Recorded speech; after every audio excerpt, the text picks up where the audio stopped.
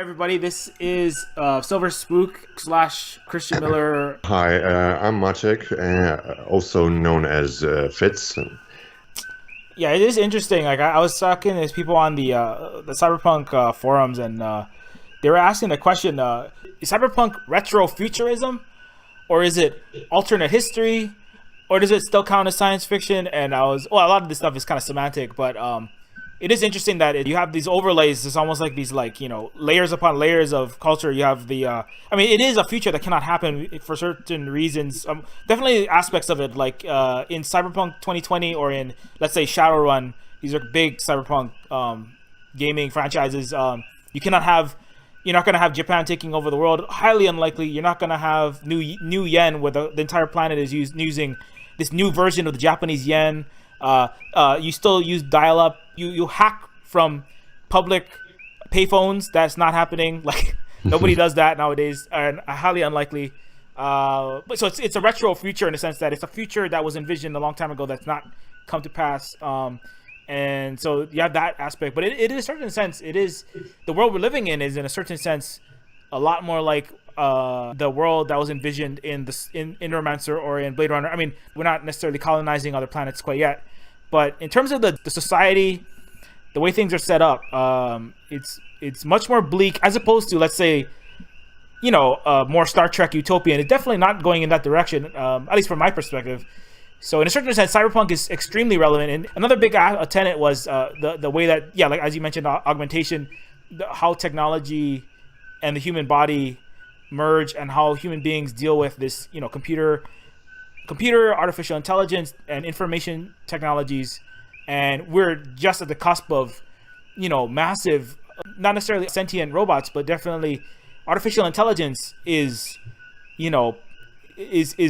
all that's. It's like it is the story right now. Like Amazon, Facebook, Google, Microsoft, Apple. These 5 companies are the only thing that's like holding the entire stock market up. They're all talking about artificial intelligence. They're rolling out all the technology that was talked about in Cyberpunk.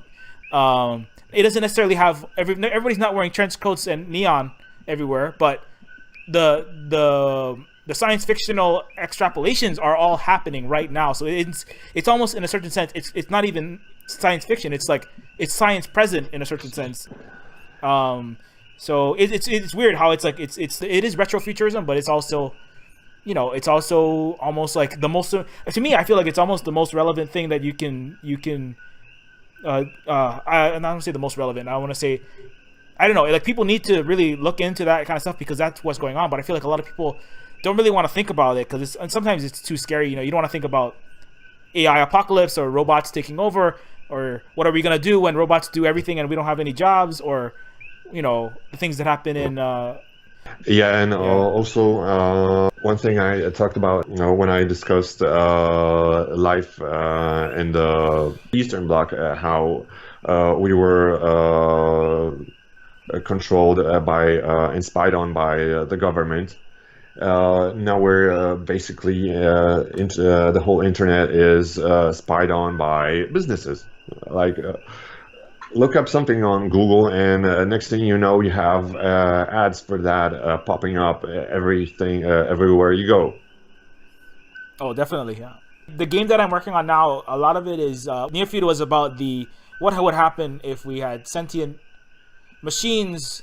When machines reached basically human-like consciousness, how would we handle that? I was thinking of it in terms of a traditional, like not I don't want to put myself on the Stanislav Lem level. I love all of his stuff, but I'm trying to think of it in terms of literary science fiction or that kind of. It's going to be a game, but I want it to not be stupid because the whole planet is going to be playing games, and maybe they won't be reading soon. So part of it is almost like I want to make sure that the game is not just about the superficial.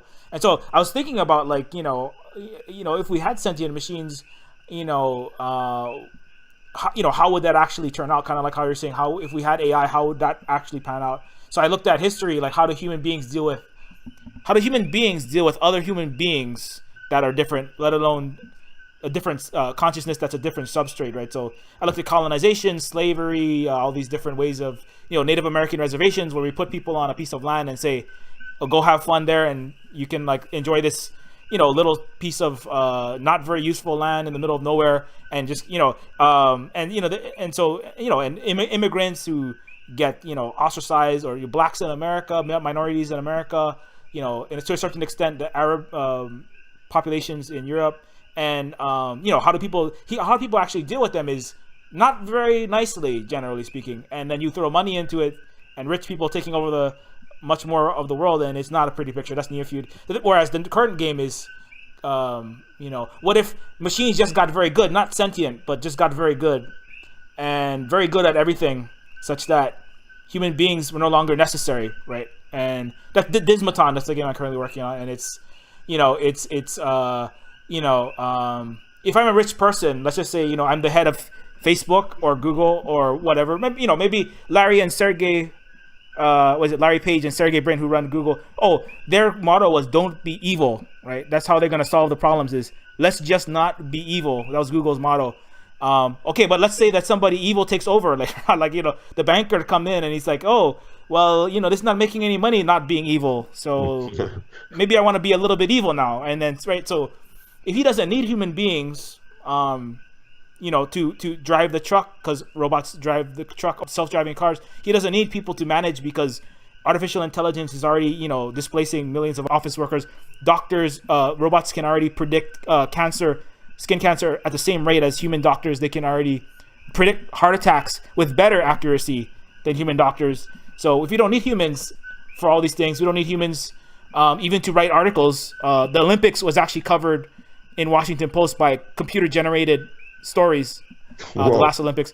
Yeah, and so, at that point, the jobs that I see for programmers is about jobs to train computers to be better at doing things humans do. So if the rich guy, he has all these robots working for him, the only reason why he needs the poor people or the middle class or whoever else, the rest of the people, is to buy the products ostensibly, right? But at a certain point, you're going to say, well, why do we actually need these people around, right? Why do we need these, unemployed trucker and, mom and pop who used to be a construction worker, or somebody who spent 8 years trying to get a doctorate degree, but we don't need him anymore.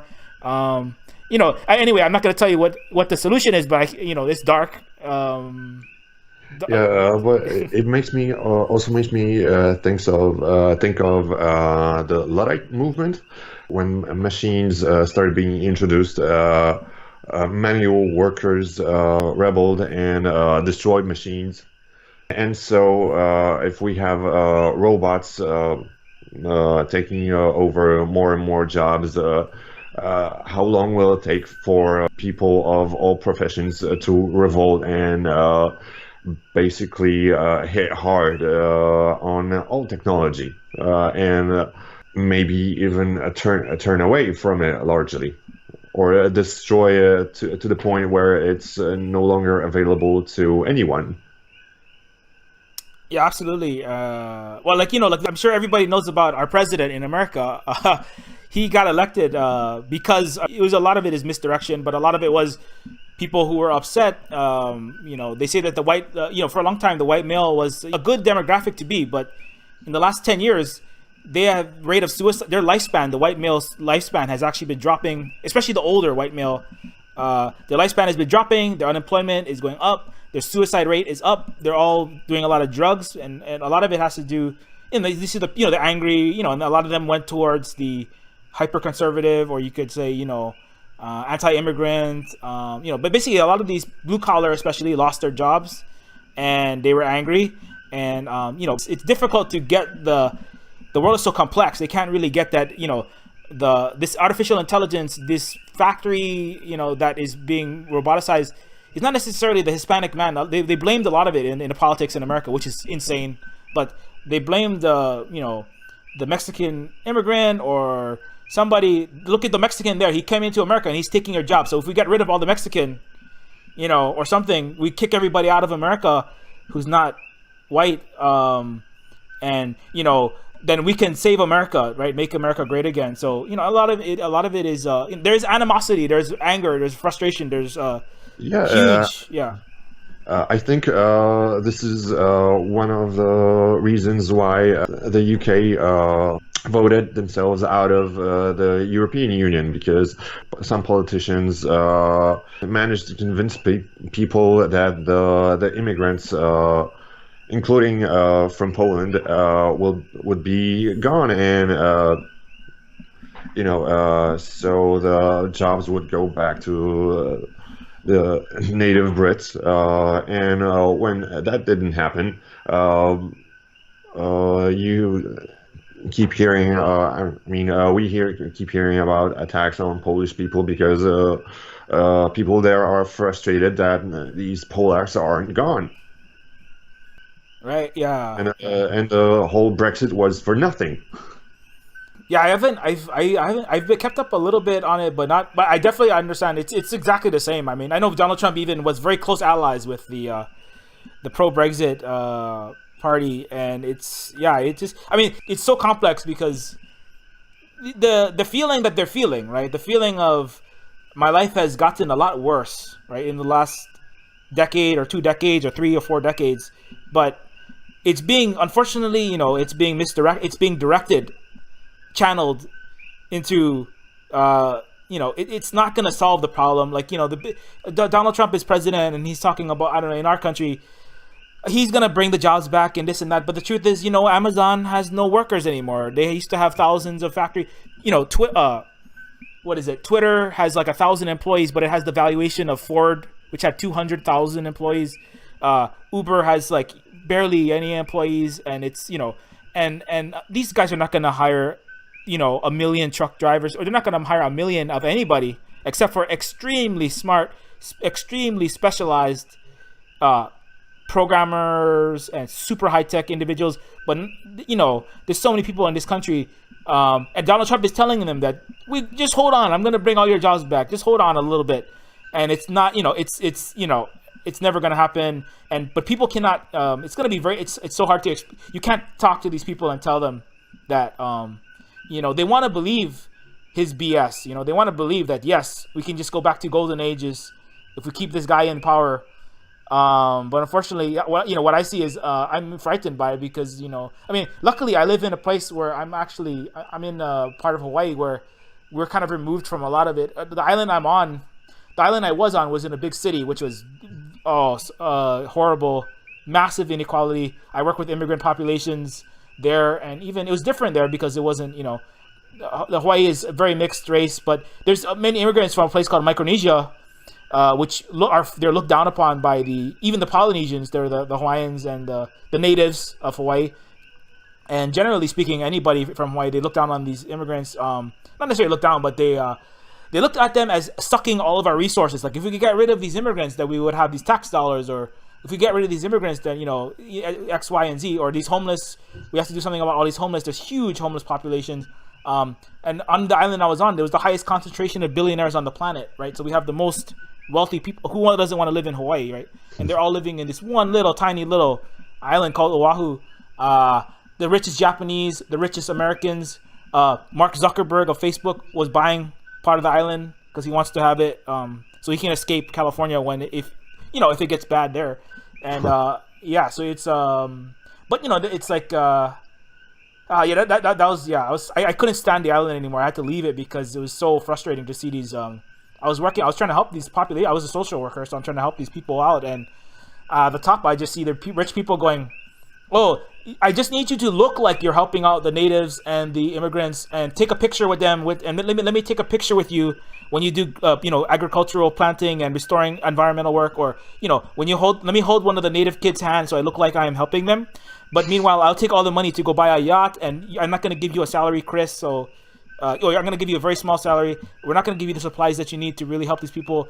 And but at least we'll get reelected, and I'll pay for my personal mansion and my personal yacht." And I was so disgusted. I was like, I couldn't hand, the work was good, but the people, the people at the top, these are the near field of royalty. It was the metaphor in the game of near field. Was these people are just like I couldn't stand I couldn't stand being part of their organization anymore. That's why I'm on the island where it's more like the countryside, but it's very small.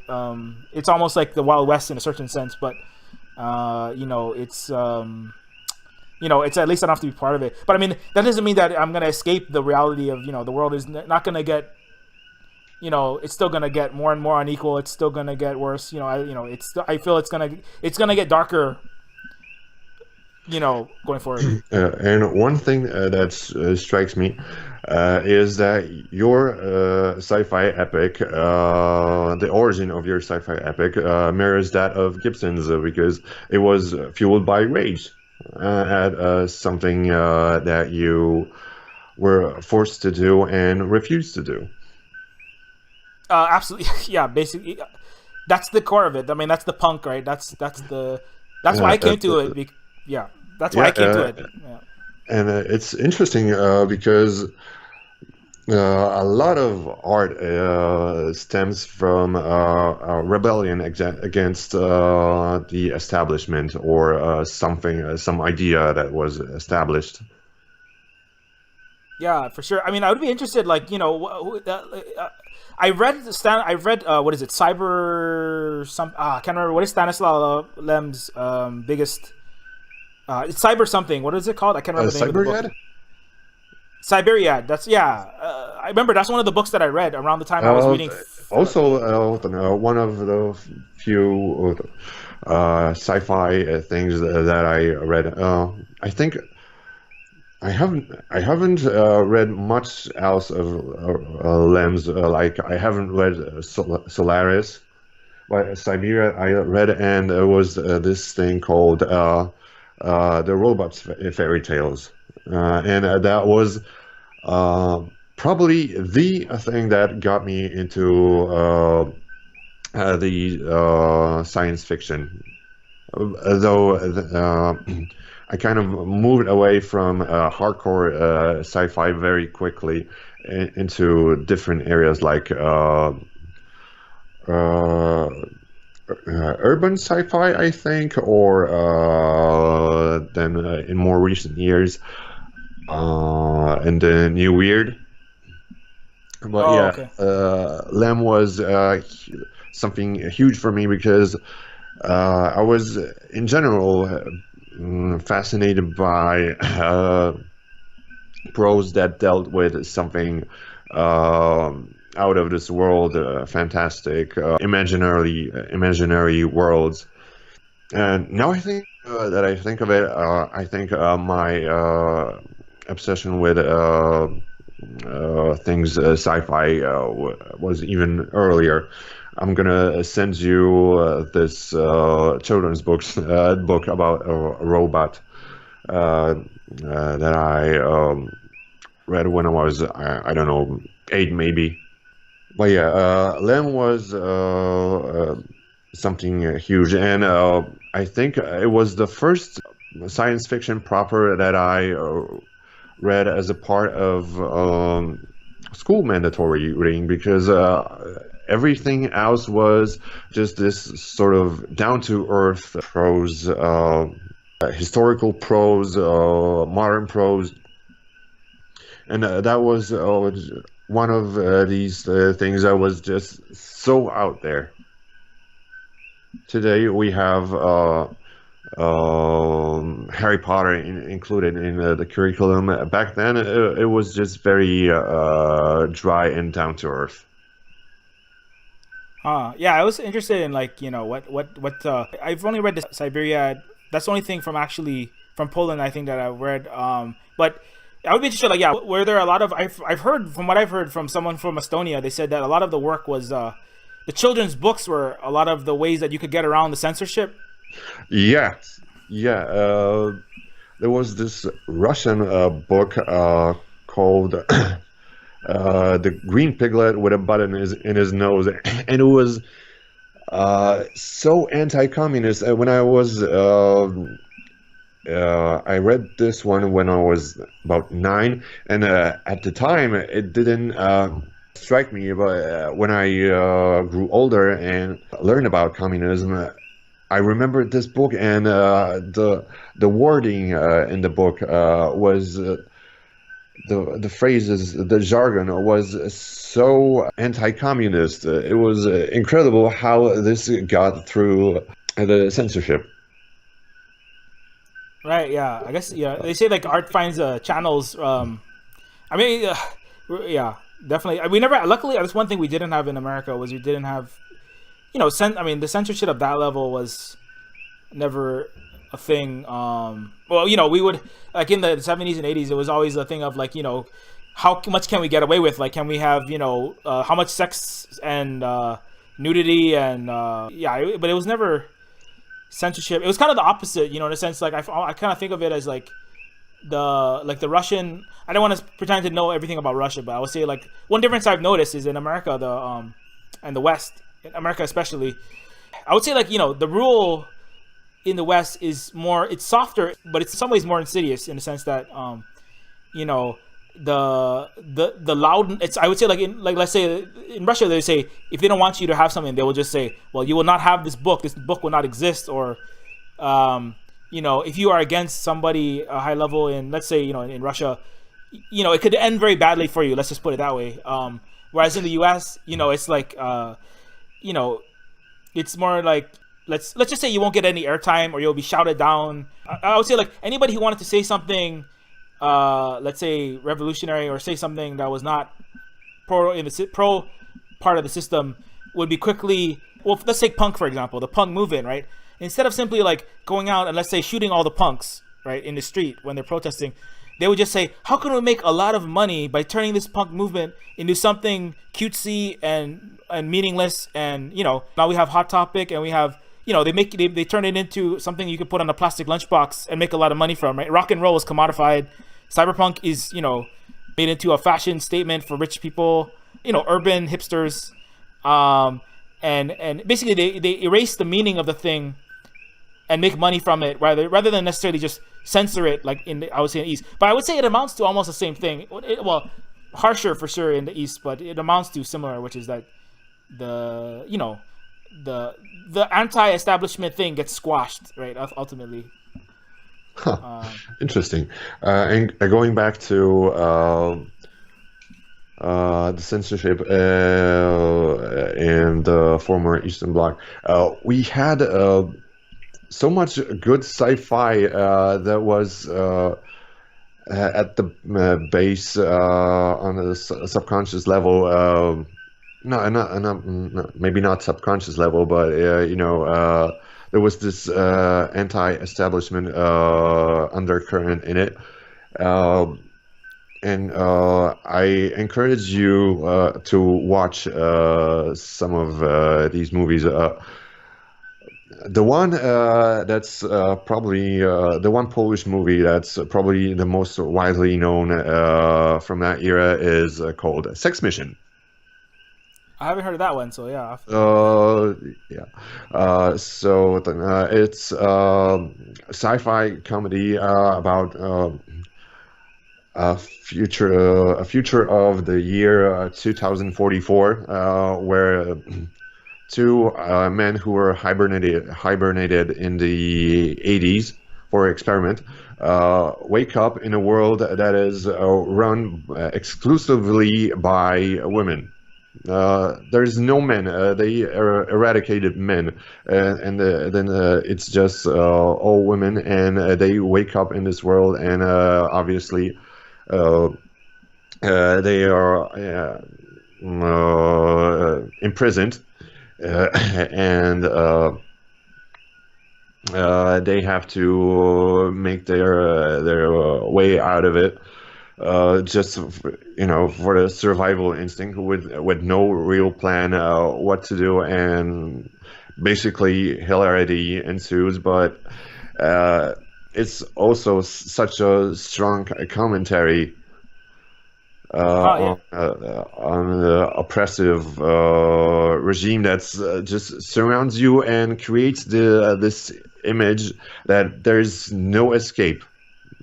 And that's also one of the allegories in there, that there actually is escape. Well, yeah, just not to spoil anything, just watch it. It's so great. And also, anything by Piotr Shulkin. It's less known than the Sex Misia, and it's actually quite serious. Not very comedic, but it's such great sci-fi that I really encourage you to watch it. Oh, okay, I'll definitely have to look those up. Oh, okay. Yeah, I would have never guessed how to spell that, so good thing you gave it to me. That's Polish spelling for you. Yeah, I have. Yeah. Yeah, it's. I think it's a very, very difficult language. One of our most known tongue twisters. I'm gonna spell it out for you, and it's gonna blow your mind. Chrząszcz brzmi w trzcinie w Szczebrzeszynie. Did it blow your mind? Yeah, that just sounded like an alien language to me. Exactly. And the spelling of it is like this.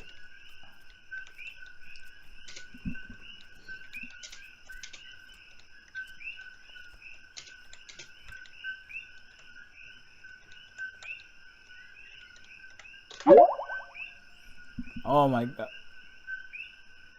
Like, is that even is that even a language? It's just a cluster of letters randomly thrown together, right? Yeah, the only thing I've noticed is a lot of Z's. Like somebody hit their hand on the left side of the keyboard, maybe. I don't know. Yeah, exactly. What is that an actual? Does that mean something? Yeah. There's a cricket rustling in the cane in the town of Szczebrzeszyn. Oh, wow. Yeah, I would never be able to pronounce that. Yeah. Sorry, there's a cricket chirping in the cane in the town of Szczebrzeszyn. Oh, wow. I wouldn't even know how to translate Szczebrzeszyn. Oh. Yeah. Well, I mean, I know some, like, well, the language you have here is, we have the Hawaiian, which is actually, it's funny because Americans have a really hard time saying it, but it's pretty simple because, like, similar to Japanese or Spanish, like every letter has only one sound, and because of the way Hawaiian was translated, when there was no written language, and the way that like, for example, like aloha or mahalo, I mean, you might have heard those. And mele kalikimaka. Yeah, mele kalikimaka. So every letter has one sound, and there's only 12 letters because I think they were Calvinist missionaries when they first came. They wrote down the Hawaiian language. There's actually more sounds, but they interpreted a lot of the different phonemes or the different consonants as the same letter. So there's actually only like 8 consonants in the current language, and so it's really easy. But everybody gets it wrong here. I don't understand. I mean, definitely a lot easier than that sentence you just made. But yeah, anyway, it's it is. That's pretty interesting. But when you really Polish language may look difficult on the surface, but it's also a language that sound one letter, or there are particular clusters of letter like the CH or RZ are just clusters that always sound the same. Like CH is the H, or the RZ is J. Oh, okay. Well, that makes it easier. Yeah, English, and it's in American, you can have like 2 words with the different spellings sounding the same, or you can have different pronunciations of one word spelled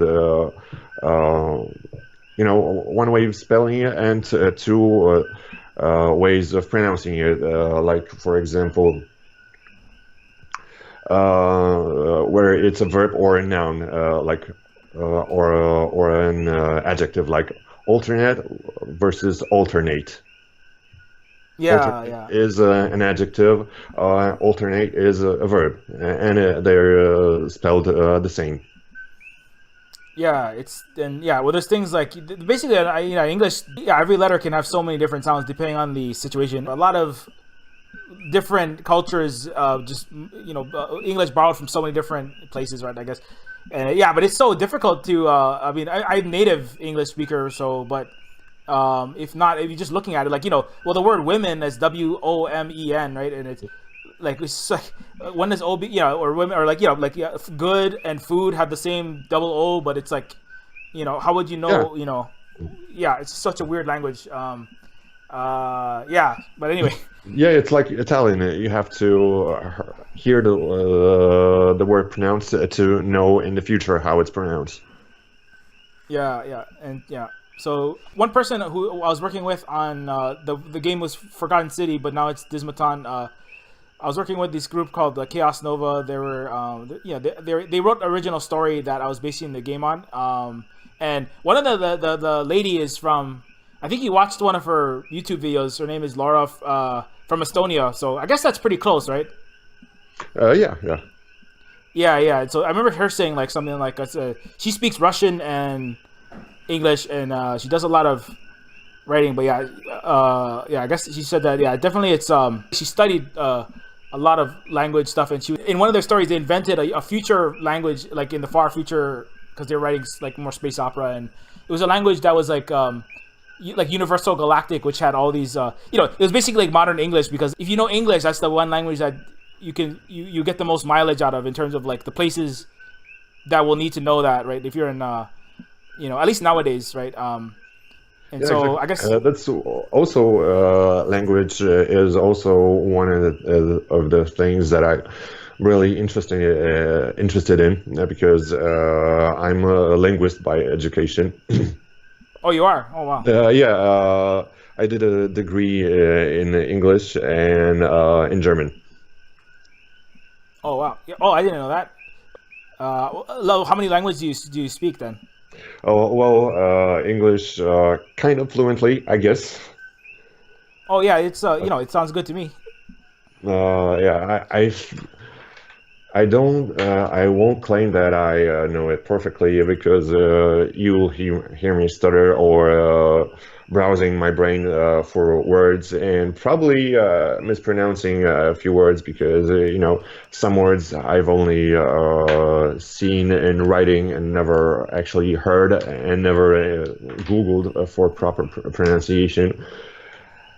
But yeah, I've been studying the language since I was 8 or 9, I think. So that's basically all my life, and I took extracurricular classes in English all through the latter part of my primary education, and then all the way through high school, and then obviously the college degree. And with the internet, English is basically become my language on par with Polish, because online I communicate in English probably on some days more than in Polish. Right. Yeah. Definitely, if you're doing international, it's the thing that it's really good to know it. And I don't know, it's. For me, I find this is one thing. You probably have noticed this, but I am not fluent in any other language other than English. I took Spanish in high school. I took Spanish and Japanese. I took Japanese in college. I'm actually part Japanese, so I figured I should know a little bit in case I ever have to go to Japan and meet some of my relatives. But but I'm fluent. I'm fluent in English, and then there's Pidgin, Hawaiian Pidgin, which is its own. It's a Creole. Well, now it's a Creole of many different. Well, all the people who lived in Hawaii, right? They're brought for the plantations. That's Chinese, Japanese, Hawaiian, Filipino, Portuguese. I'm sure I'm missing some other ones, but the basic Hispanic. Yeah, so there's this language, the Pidgin. When the people were trying to talk to each other, they created this Pidgin. And so I guess I grew up speaking that. Like, I went to a private Catholic school, but I lived in basically the ghetto where everybody spoke this Pidgin. The friends that was another thing that made my. I'm sure you heard about this, but yeah, that's one thing that made Yeah, I affected. did interview. Yeah. So that's Yeah. one thing that affected the way that I look at it. Is I learned these two different languages in these two different worlds, and in well, I mean, not I don't want to go off into that too far. So I'm gonna stick with the language topic, and basically the language.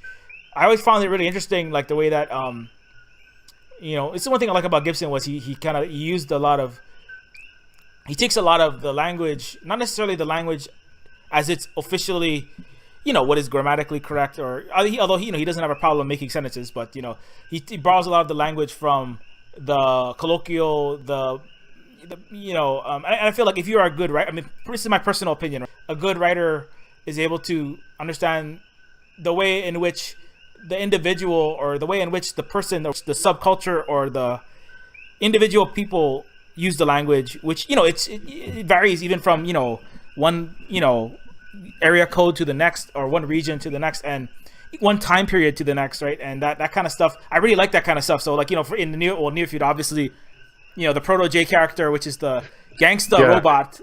Exactly. Yeah, I was gonna go into that. I like the way you did it, and I actually wondered what slang is that? Is that your own construct, or is it actual slang that you know?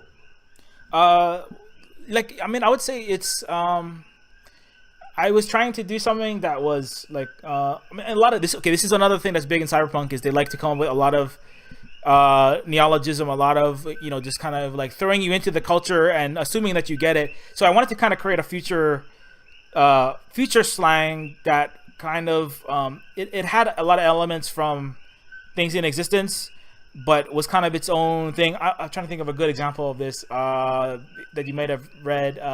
Cloud Atlas has a not very good example of it in the far future part of Cloud Atlas, if you're familiar with that. If not, disregard. Anyways, but basically, I was coming up with it's not Hawaiian pidgin, like the traditional Hawaiian pidgin. It's not necessarily, but definitely borrows a lot from urban inner city dialects. I was picturing a place near, like for example, the place in Nearfield, Coastlandia, is not a real place. It's not really supposed to be. Technically, it could be in America, right? It could be, somewhere in California, but it not really. It doesn't have to be, right? It could have been London. It could be somewhere in the maybe UK, because there's people that are British. It could be South Africa, because it's very interesting and cyberpunk areas there. But what I wanted to get was the inner city vibe of. So I wanted to borrow things from, let's say, Ebonics, right? So the African American slang, for sure, he has a lot of, Yeah, when he says exactly. I'm not very versed in Ebonics, but I know a little bit about it. yeah. So he had, like, when he says, like, Popo, you got bugs in your meat brain. I mean, so when he's saying Popo, like, that's that's a West Coast Ebonics. The 5-0, that's West Coast. But he also says things like, like dwanky is actually a South African term coined by a group called Die Antwoord. I don't know if you're familiar with them. They're actually, yeah, of course. Yeah, so he uses South African. He borrows from South African, let's say, lower culture slang. Yeah. Yeah, and also this South African slang. There's this word "keef," I think, which is for cool. Yeah, he says that.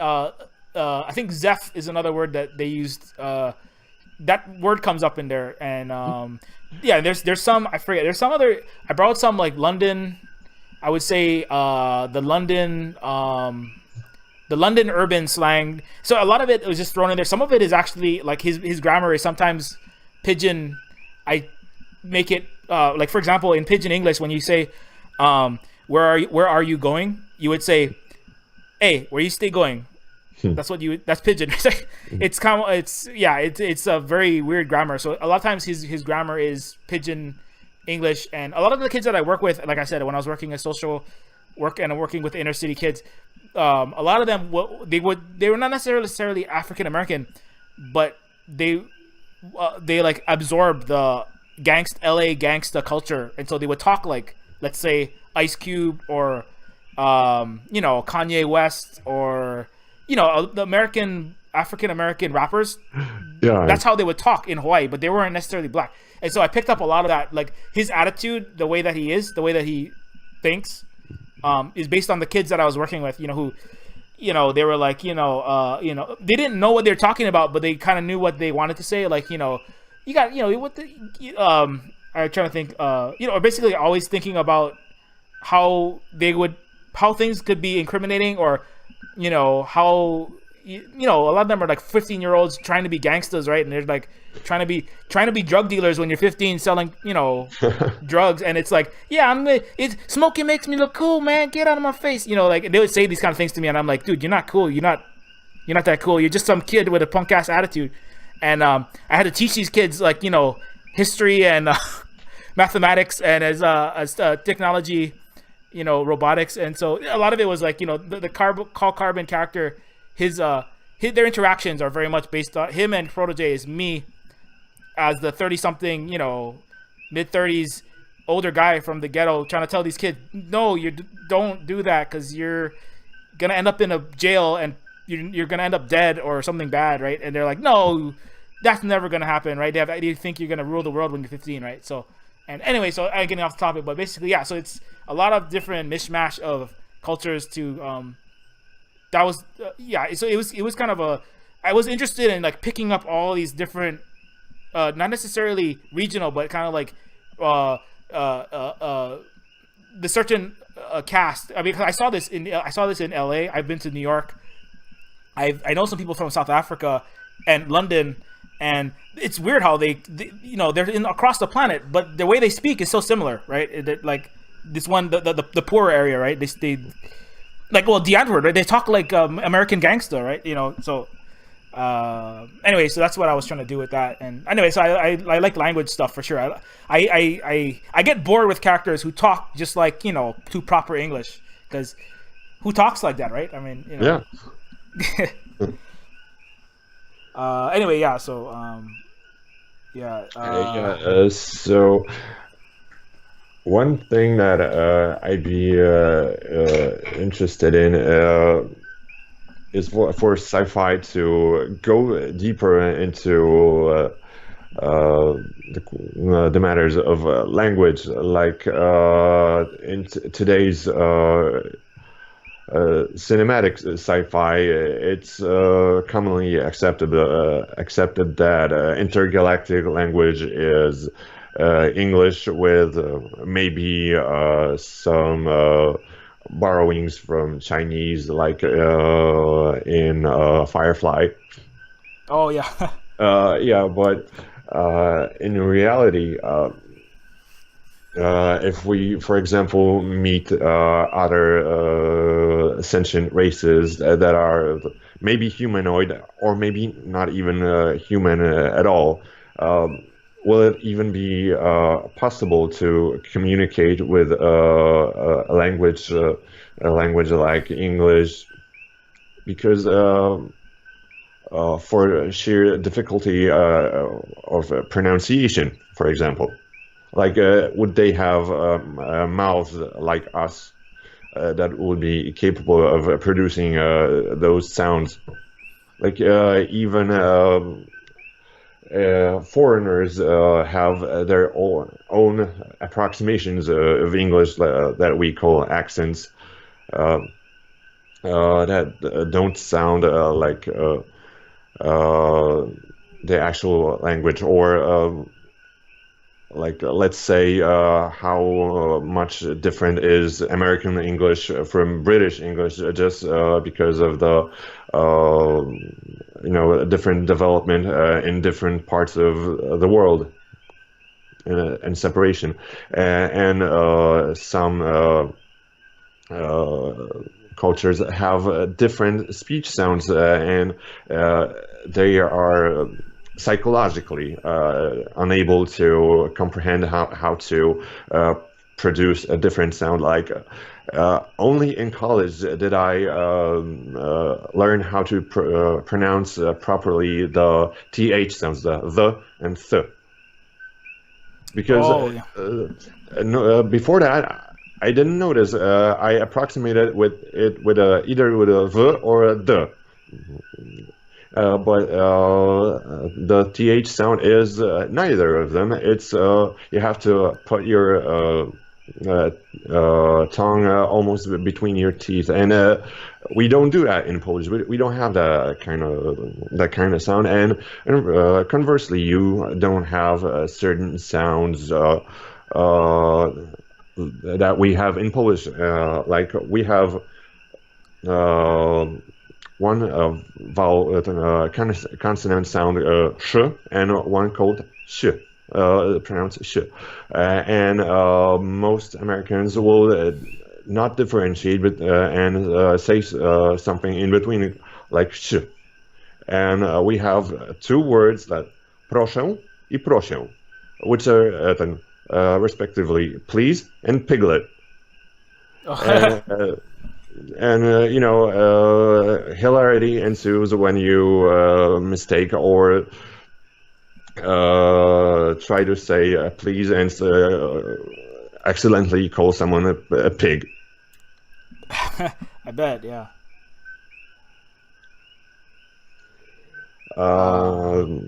Yeah, and I remember, I think only two sci-fi novels that approach the subject in creative ways, and one was Terry Pratchett. I think it was either in his novel Strata or something else that I can't remember.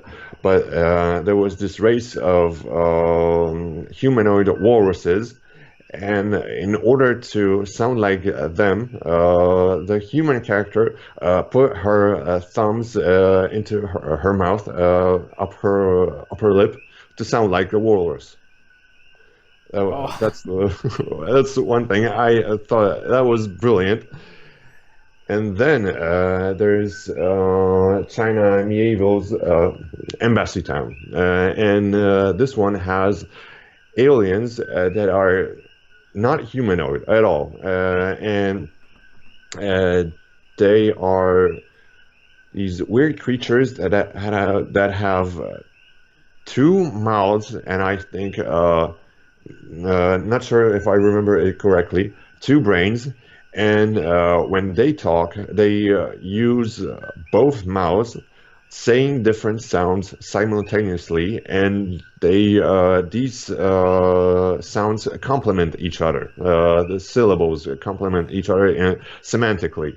One means one thing, the other means one thing, and the connections between them forms a meaning. And that was fascinating. And it made me wonder that in the animal world, not all animals communicate through language. And what if, for example, the intergalactic language were based, for example, on changing colors, or, for example, smells? Like, imagine to convey meaning, you have to fart in a certain way. Yeah, that sounds like an interesting novel. Yeah, I wonder if it's at all possible to translate those musings of mine into any story, because I have this thing I call systems. I have these ideas of how, for example, civilization could evolve if you, for example, separated the men and women into separate species that don't interconnect, and how would, for example, men would evolve and learn to reproduce without the female reproductive cells, and how would women reproduce without. I think women would have it easier, because there's this thing called parthenogenesis, I think, and it's just two female cells connecting and turning into a new specimen. basically. And for example, I have this these crazy ideas like men would evolve into this warlike species who's into combat all the time, and for example, babies would be developed from severed limbs. Yeah, that sounds Because interesting. that's also a thing, because lower organisms multiply through splitting a cell, uh, whether accidentally or consciously splitting to multiply. Right, like lizards can do that, right? Or is No, no, that no. Lizards just grow back limbs, but I think amoebas or I don't know what's it called in English, but oh, uh, paramecium or no? mm, not sure.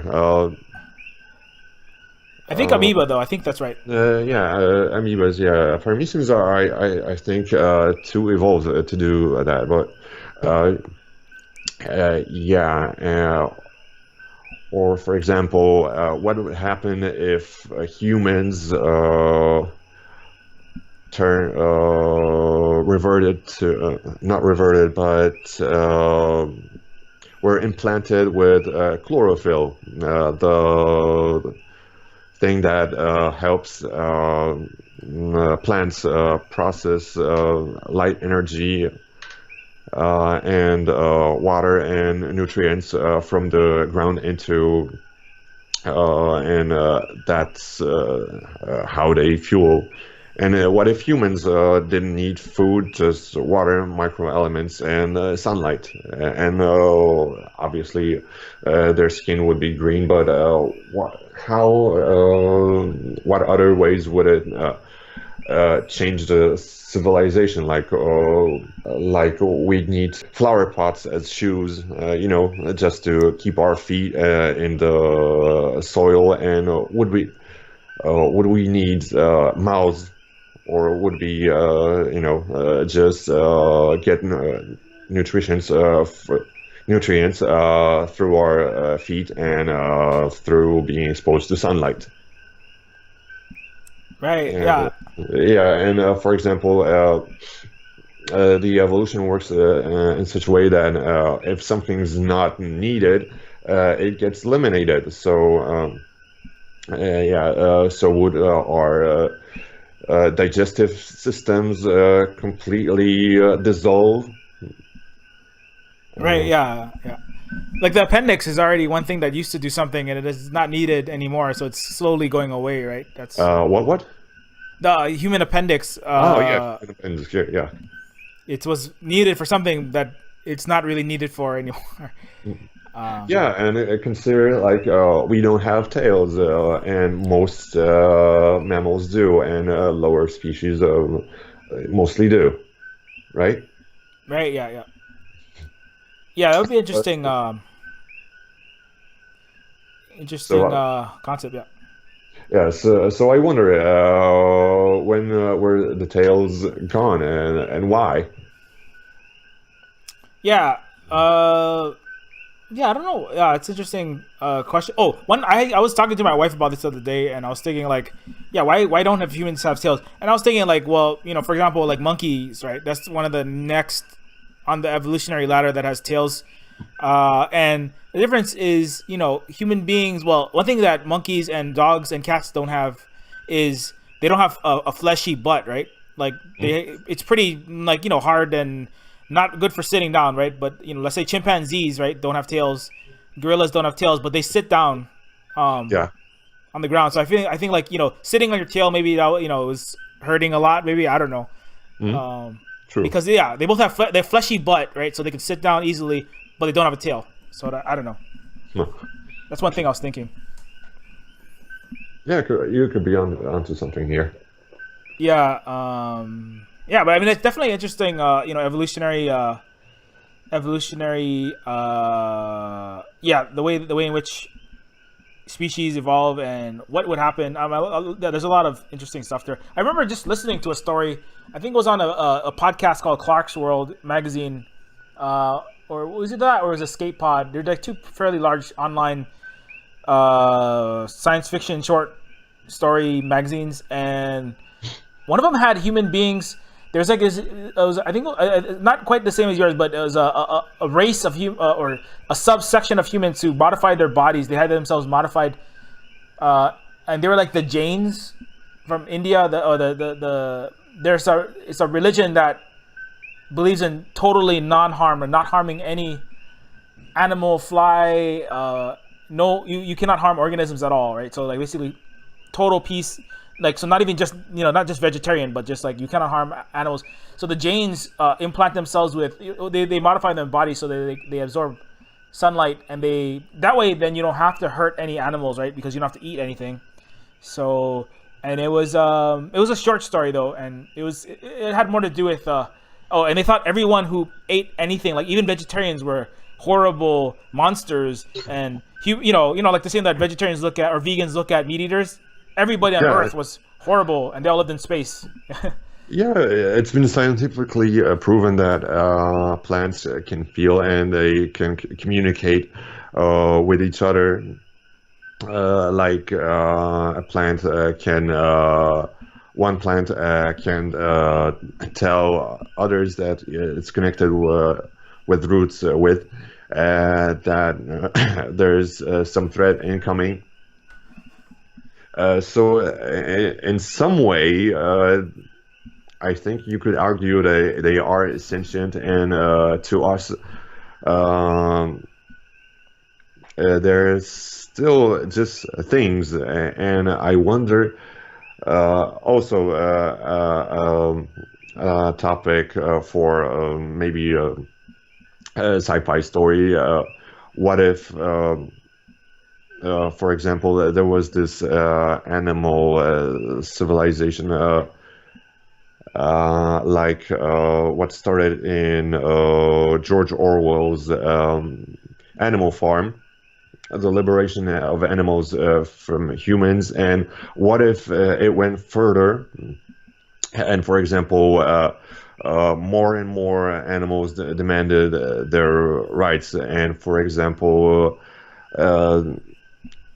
not just mammals like the farm animals, but lower species, like for example insects, or even lower amoebas, bacteria.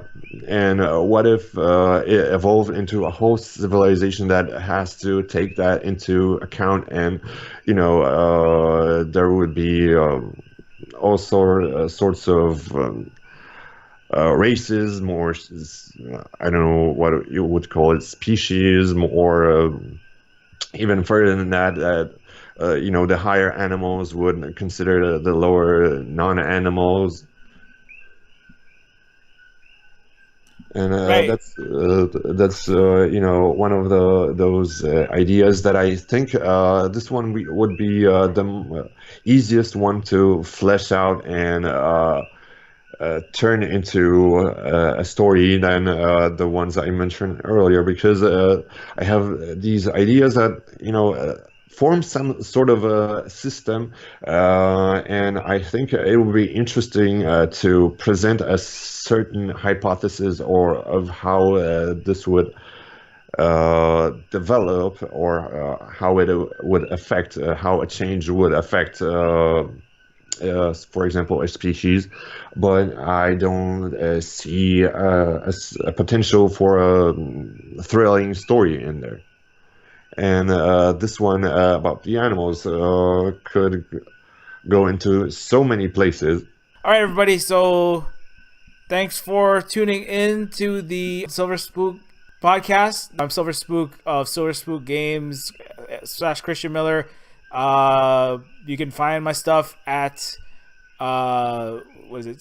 Just Google Silver Spook Games. Neofeud is the game that I have out. It's going to be coming out on Steam at some point. It's already out on itch.io. Buy it now, and you get a free Steam key when it comes out.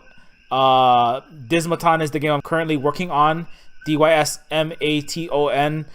And you can play a demo of that from also its.io. So I'm Fitz, and you can find my games either or through the Adventure Game Studio forums, or you can Google the one that's most Googleable, and this one's called The Unprintable Magenta. Or you can try Monty the Komodo Dragon. Or you can try my online comics, which are now defunct and have been for a long time, but they're still there. They're on the Duck webcomics, and they are called A Bit Cheesy. And then there was my other comic Chomp. And I also go as Fitz on the Duck webcomics. Thanks everybody for listening in or possibly watching the still image for long periods of time. Yeah. I hate doing this part because I can't think of a good way to sign off. Bye. All right. You can say goodbye. Say goodbye in Polish. Cześć. Cześć i czołem. Siemka.